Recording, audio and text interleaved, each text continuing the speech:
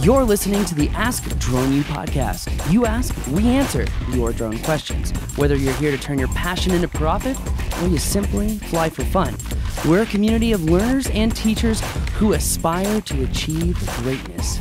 We are Drone U.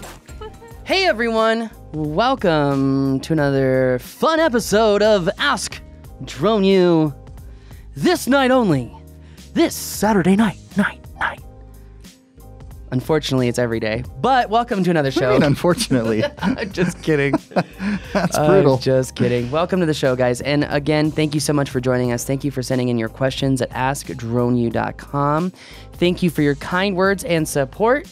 Yes. Even those that don't have kind words. Even the dissenting opinions. Which is actually very little. So thank you. Anyway. Yeah.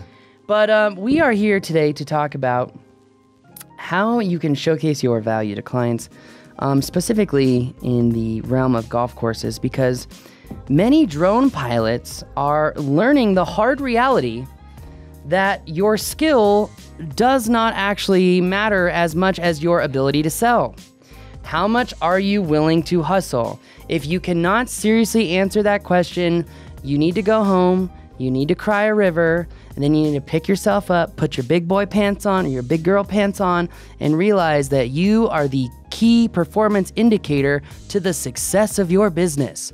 You are the key performance indicator for legitimately going out and selling yourself. Now, I'm not here to have a big old conversation about how you need to literally go out and hustle to get jobs, but the pathway has been paved, excuse me.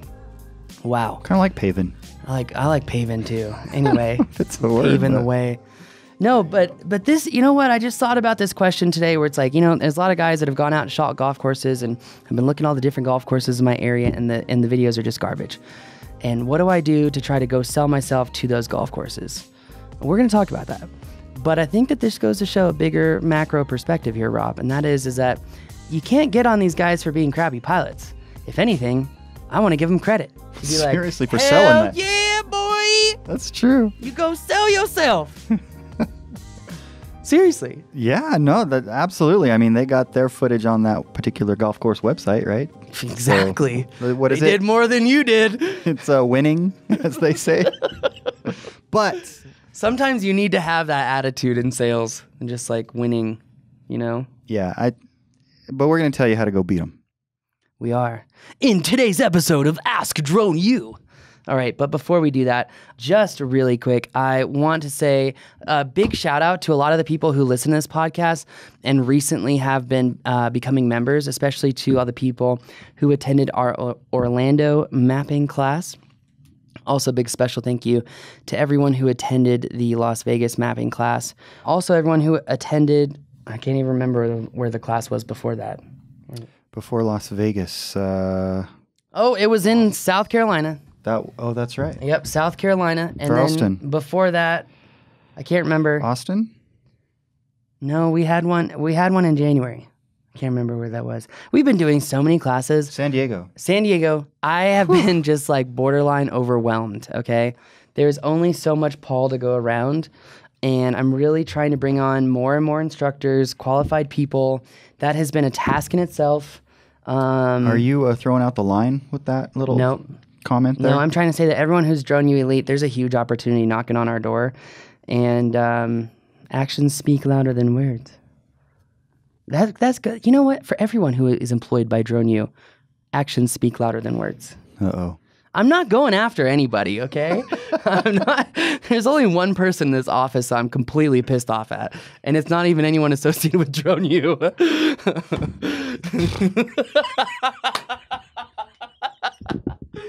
All right, we're not touching that with a 10-foot pole. Never the mind. Anyway, I just wanted to say thank you to everyone who's been going to these classes, because there's a lot of people who have been saying, we really appreciate seeing you here. At least for the next coming months, I will be at the mapping classes. 2 more. 2 more. 3 more. And then we have the NTSB class, Accident Reconstruction. It's actually going to be 4 days, not 3. That's right, ladies and gentlemen. 4 days. You are going to want to sign up for that class. Actually, they could just make it 5 and do the flight mastery, so make a week out of it. That is correct. Actually, someone said last time that when they went to the flight mastery course, that it was the most systematic drone training they'd ever been to. Double check that link because Kirill said it wasn't working. Worky. When you type it in and it doesn't come up as a secure site, that's when it doesn't work. Like, you can't type it in. That's why I'm kind of mad at Bitly, because it's http://bit.ly/crash mapping NTSB. Check it out. We will be there again. I know there were a lot of people that wanted to go and couldn't last time. I know people were saying, well, can you have it on the West Coast? Unfortunately, we don't have a huge boneyard with a bunch of, crashed planes that we can reconstruct accidents out of. So, no, it'll be on the East Coast. And it's, there's this beautiful thing called Southwest Airlines. And let me tell you. Well, until the Green New Deal gets rid of all that. So you better hurry. Anyways. I am not touching any politics. I know, and I shouldn't have. My apologies. Yeah. Please forgive me. Can't we just live in a society where we can all be friends? Better. By the way, this is not the one Kirill was saying wasn't working, so gotcha. My so bad, check Kirill. it out. Also, it makes me wonder, is it on our webpage right now? Is it linked into our events on? It is on the events page, yes. So you can just go to thedroneu.com, scroll down to events. You don't have to click anything now after you click events. Once you just click events, it comes up. It is not on there. Oh, yes, it is. I am a big, fat, hairy liar. Okay, so don't take that out of context. Check it out. Go to thedroneu.com, click events, and you can see our mapping training in Dallas. Have a couple spots left there. Very little spots. That one is really sold well. And also, we're going to be doing a flight mastery course there. In addition, did we say we were going to add the 4th day to that class? No. We are not. Okay. We are going to add a new day to our mapping classes coming in Seattle, Washington. Maybe I should follow up on our meeting with Microsoft. I should probably hit up. Yeah, so my people. If you want to go to Virginia and learn on that, that's in the middle of May, and then the end of May is Seattle. I would say, I think, I talk about my favorite trainings, and the Ghost Town was definitely one of my favorite trainings. But as far as uniqueness in advanced photogrammetry, the NTSB training is probably the most fun I've ever had in a training. There's just so much going on. So unique. So many knowledgeable people. And you get to learn about real world stuff. Like, it is like a treasure trove of information. Well, and the first one that we did there was in December, right? Mm-hmm. And so it was a little chilly. So this is the one to go to. Man, May. You nailed that. Nailed that. What a beautiful time of year. May flowers, baby. Yeah, absolutely. So Absolutely. we will be back. Check out the events if you want to meet yours truly, which I understand if you don't. But maybe I'll go. But if you want to meet yours truly, check it out. We also will be launching our new mapping classes coming up. We actually launched a poll on all of those locations, and we got the answers back. So check out the website. They will be up soon, as we will launch the rest of our mapping series over the course of the year. That poll's still up, so if you're a member and you're in the community, go vote. Yeah, check it out. Go vote. Let's hear the question. Hey guys, just a quick question for you. It's something that you've kind of already gone over in quite a few different podcasts, but I guess this one is just specifically for doing flyovers for golf courses. I've been trying to start up my own little side business, and I've gone to all the golf course websites that are in my area, and a lot of them have already had flyovers done, but they're just trash. Like the presentations, the footage, all of it, it's just garbage. So how do you go about convincing them that they should let you do it again, if that makes any sense, that you can do a better job? All right, thanks for all your help. I've learned a lot from all the podcasts, and I really appreciate it. Thank you, Garrett. Really appreciate the question. And whether it's golf courses or anything else, this is a very valid question because there are these kind of videos all over the place. I mean, it could be a dealership, it could be a resort, it could be a ranch, it could be all kinds of things. It really could. This is actually something I talk about in every presentation that I do. I showcase 3 different drone shots that are all of the same area, but they're different motions, and they get more complex over time. And it's difficult to showcase value, unless you have some sort of visualization to present to the client. And this is why it's so important when you go out to clients and, for example, you say, hey, I noticed that you had some great drone footage, but I was wondering if we could sit down and talk about the usefulness of that footage. How much did it help you? Do you believe it was worth it? I'm really interested in that because I believe that that footage really left you high and dry, and I don't think it showcases the beauty of this golf course. I mean, and you could take it so many levels. Okay, so level number 1, right? You can just showcase examples of smooth shots for those areas. So this guy says, hey, what I did is I went online and I checked out all the footage from these courses and it's garbage. You know what I would do? I would download all of it. Literally all of it. Mm-hmm. And I would go to each course and let's see, when is the best day to fly a golf course? Probably like on a Monday morning or a Tuesday morning when no one's out there. No. You know what? It's probably in the evenings, right? Because not Depends a lot on of the golfing. time of year. Yeah, not a lot of golfing typically going on in the evenings. That being said, I would find a time when you can literally get out on the course somehow and go match that shot and take the shot in the same exact place and make sure that you showcase a couple different motions and say, look, this is what you got, and you show them. And you say, well, this is what we can do, and this is difficulty level number 1, this is level number 2, and level number 3. But then I would say, now, how did you deliver those videos to your clients of the golf course? Not the drone pilot's client of a golf course, but the golfers on the golf course, okay? Sure. Because oftentimes this is a major failure. And this is industry-wide, especially when it comes to marketing. There's typically no customer journey, right? So here's what I'm saying. Did they use that marketing video just to showcase the site, or did they have some sort of convenient way for golfers to gather more information about each individual hole? So for example, are they showcasing a video right when golfers go pick up their carts that says, hey, check out our drone videos to get a better sense of each hole that you're about to go on and navigate? And then maybe you create, a 9x11 card that has a QR code to each video on YouTube that showcases that particular hole. And that way, anyone with an iPhone, sorry, Rob, anyone with an iPhone can literally open up their camera application and take a picture.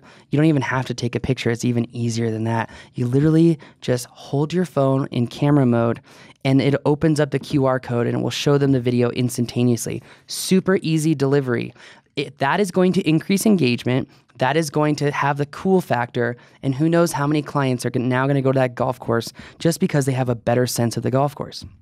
Love it. That's way number 1.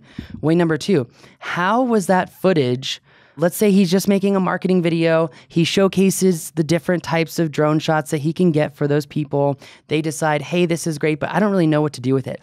Part of your job as a drone pilot, if you want to have a beautiful, successful business, is you've got to be able to understand how your clients should be delivering and deviating this footage out to their clients. Because if their clients don't see that footage and they don't get value from it, then the client doesn't get value from it, and then you don't get value from it, right? So if you remember when we talked about in our marketing class in the business course online, which is available to anyone who's a Drone U member, we talked specifically about the importance of understanding your audience. And if you don't know what I'm talking about, well, go watch the course. If you're not a Drone U member, sucks to suck. Go become one. It's $47 a month. Like literally, that's probably 2 lunches with your homies at work. It's really cheap. The value is absolutely astronomical if you ask me, but hey, you're asking me. I'm a little biased.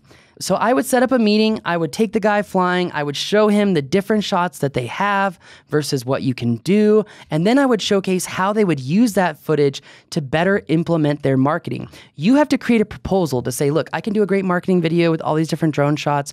We could show it to everyone, but we could also use drone shots for each individual hole that help the golfer understand how to navigate the hole better. This way, maybe they can set up a great shot over that right dog leg. Maybe they have a better understanding and they don't really know the distance between, the dog leg, the tip of it, and what is the actual lateral distance that they need to fly to go from the tee box over the trees and hit the green. Because if you were to create an orthomosaic map of that area and then draw linear measurements for how many yards it would be to literally cut over the dog leg and have this secret shot, you could give people added value in so many different ways. What it really comes down to is how much creativity do you have, and then how can you back that up with a dollarized value to showcase to your client? Whew. Nicely done. Nicely done. Whew. No. That's great. That's great. I was just listening and learning. So a couple things that I hear there. One is that you go to these folks with ideas, right? Because a couple things that come to mind as I heard this question. One is my hunch. Well, a lot of these golf courses, they have young kids that actually work in all various capacities at these courses. I would not be surprised if a lot of these courses had one of these young kids say, "Hey, I've got a drone. Want me to fly some holes for you," right? My hunch is that everywhere. A lot of the videos that Garrett is seeing on these different websites are probably that scenario. So the bar is relatively low as far as that's concerned. But what I hear you saying is just give them ideas. And the other thing that comes to mind is that some of these videos, depending on how poorly they showcase their experience at their golf course, they could actually be hurting them. I'm so glad more you than said they're that. helping them. I'm so glad you said that, because literally on the plane ride from Denver last night into Albuquerque, I was sitting next to a guy who does mass media buying for car dealerships. And he was like, it's so funny because in Albuquerque, I just see like so few car dealerships actually using drone footage. He's like, but what I learned about New Mexico is that they're just behind the times in pretty much everything. And he's like, but if you go to Scottsdale, you go to Denver, he's like, even Oklahoma City, he's like, they're using drone footage everywhere. He's like, but the problem that I'm seeing is that they just hire, the sales guy who happened to buy a drone at Best Buy last weekend and shoot this stuff, and it degrades the image of the dealership itself. Right. And I showed him a couple of shots from that Lambo commercial we did like 4 years ago, and he was like, "Can I have your card? I can send you so much business." And I was like, well, I can also send you some other pilots who, have taken the time to learn the finesse of being smooth. Let's face it. If a car dealership wants to hire some guy who just got a drone, or he's been doing it for, say, less than a year, and he does not take the time to deliver a quality project, that is just an opportunity for you. Because you can go in there and say, how do you expect to grow the business of this dealership as you degrade the visual representation? How do you expect to get great footage from someone who hasn't spent years focusing on how to move the sticks just the slightest amount to get the most buttery smooth footage that is appealing naturally to the eye? And then say, well, how do you feel? Have you ever taken your kids, to a roller coaster in 3D and realized just how much it hurts to watch 3D? Well, that's because typically most time 3D movies are shot in a frame rate, then it's a little bit different than your eyes are used to seeing. And that's why it hurts so much. So, you could explain these little nuanced details. This guy was like, I have no idea about that. Yeah, shocker, because like most people, you probably didn't take the time to research it. That's human nature. Sorry, not trying to bag on humans, but we're all human. I'm guilty of that myself. Okay, let's be real here. That being said, if you can adequately communicate and visualize how you can produce a better product over time and showcase your value, you got to be persistent. It may not happen the first time. It may not happen the second time. It may not happen the third time. And you know what? The person who wins is the person who never gives up. Absolutely. So one of the things that you said, which is an obvious thing, but nonetheless very important, is I would set up a meeting. So that sounds simple, but how would you, in 2 minutes or less, approach this person, whoever this person is? Let's just assume it's the GM. Probably isn't going to be the GM because they're very busy. How would you get their attention, and what would you do to get in front of them to have the opportunity?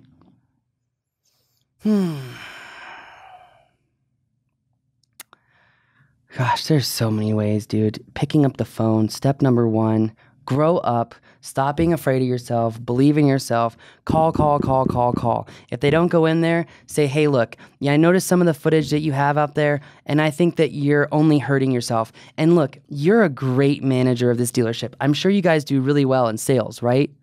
You wait for that's right. And then you say, well, how do you expect people to view the dealership when you've got really shaky footage that's hard to watch? Do you think that makes people feel good about coming in here? Wait for silence. That's why I think, look, I don't want to talk myself up here, but guys, let's face it. I think we could help in providing a better perspective on the dealership. And would you say that perception is reality? Probably yes. So if perception is reality and you don't have a good visual representation of your dealership, how do you expect to grow sales? Like, gosh, open-ended, calibrated questions. Come on. Like, yeah, or like it all comes down to, how much are you willing to go out there and work? I'm sick of these stupid, I don't know how to go out and do sales. Step 1, believe in yourself. Step 2, reach out to people and then surprise yourself when people call you back because, hey, look, you actually do provide value. And then when you figure out how to communicate that in a visualized storytelling way that has a dollarized value, guess what, Mary Poppins? You're going to be selling too. It's like, I just get so frustrated because I've been there. I know what it's like to question myself. I know what it's like to be like, I'm never going to get to that point like Paul is right there. He is just oozing with confidence. You know what? I was not always like this. And that means you can be too. You can have confidence and go out and sell. I literally had an hour-long conversation in our last mapping class because they're like, we really want to learn the business of selling our maps. And I was like, when you're going to really realize your true value? When you're going to realize your true value, Rob, is when someone says, hey, I want you to go fly this job on Tuesday. Is Tuesday open? Looks at calendar, nothing on calendar. Yeah, Tuesday's booked, homie. And guess what? They didn't pay very much. It was only $1,500 a day. And frankly, it's not worth my time to put all my effort in not only creating a great product, but ensuring that it gets delivered to your customers properly. That way the perception is proper. That way you actually grow value with your freaking customers. Guess what? If you're willing to pay $2,500 or $2,000 for that day, and you want this package with all those deliverables, I'd be happy to tell the other guy to go pound sand. And you know what? Do this. It works. It really does. Like Justin from Reno, your family lives in Gallup. You've got the Drone U license plate. I cannot tell you how much I owe you for that particular lesson. Because I did that when Justin told me to. He's like, dude, you're one of the best pilots I've ever met. Like, you need to go out there and tell people hell no, I'll work for $3,000 a day, $5,000 a day, $8,000 a day. And he's like, and you will never realize your value until you do it. And you just flat out lie to someone and say, yeah, I'm busy. I'm sorry. I'd love to help you out though. And if you're willing to pay a little bit more than them, I'd be so stoked to come out and help you. And you know what? I did that over and over and over and over again. It is called human psychology. Actually, it's called scarcity. Learn about it. All right, I'm done. I'm getting off this pedestal because I'm not trying to act like I'm the end all be all of sales. I'm not. But frankly, people, you need to realize that you have the value, you have the power within. The only thing that's holding you back is your ego saying, I don't want to change, I don't want to change, I don't want to change. Or fear. It's fear. It's also ego.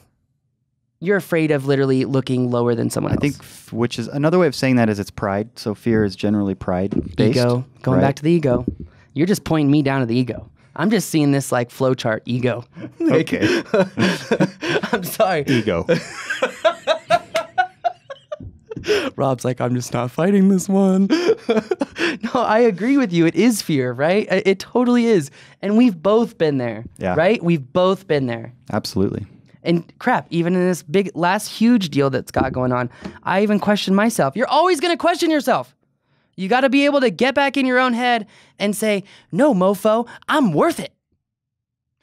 You got to believe. You preach it. and like the Southern Baptist is coming out. I never was a Baptist, so I'm just throwing this out there.